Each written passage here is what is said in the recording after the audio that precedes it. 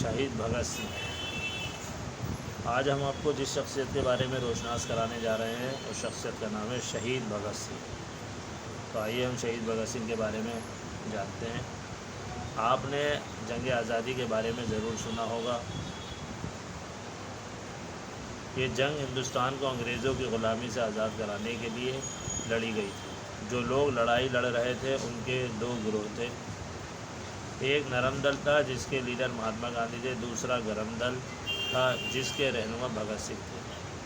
بھگت سنگھ پنجاب کے ضلع لائل پور میں موجود پاکستان کے جزاوالہ تحصیل میں 27 ستمبر 1907 کو پیدا ہوئے۔ ان کے والد کشن سنگھ اور چچا آزادی کی جنگ میں شامل تھے اور کئی بار جیل جا چکے تھے۔ بھگت سنگھ نے انٹر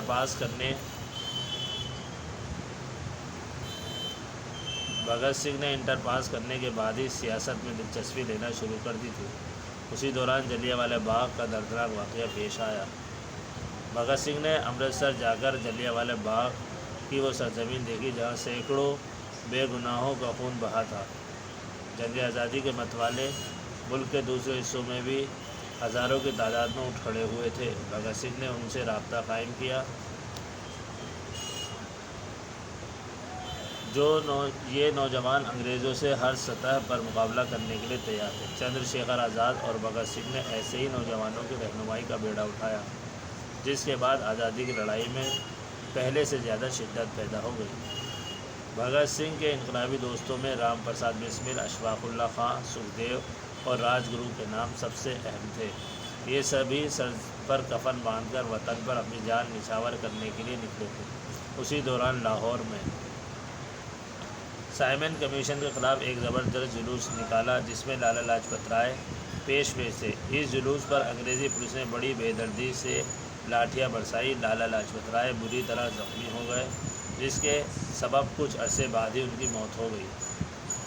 بھگت سنگھ اور ان کے انقلابی ساتھی اس واقعے کے بعد اور زیادہ منظم ہو گئے۔ انہوں نے انگریزوں کو اینٹ کا جواب پتھر سے دینے کی ٹھان لی۔ 8 اپریل 1929 کو سینٹرل اسمبلی میں اجلاس سیشن کے دوران بھگت سنگھ اور ان کے ساتھیوں نے اس پر بم پھینکے۔ بھگت سنگھ کے ساتھ سکھدیو اور راج گرو کو بھی گرفتار کر لیا گیا۔ انہوں نے اسمبلی کے ہال میں انقلاب زندہ باد کے نعرے لگائے اور ایسی پرچیاں ہوا میں اچھالی جن پر انگریزوں کے ظلم کی داستان بیان کی گئی تھی۔ یہ بھی یاد رکھنے کی بات ہے کہ بھگت سنگھ اور ان کے ساتھیوں نے اسمبلی کے جس مقام پر بم پھینکے وہ خالی تھا، اس لیے کہ وہ کسی کو مارنا نہیں چاہتے تھے۔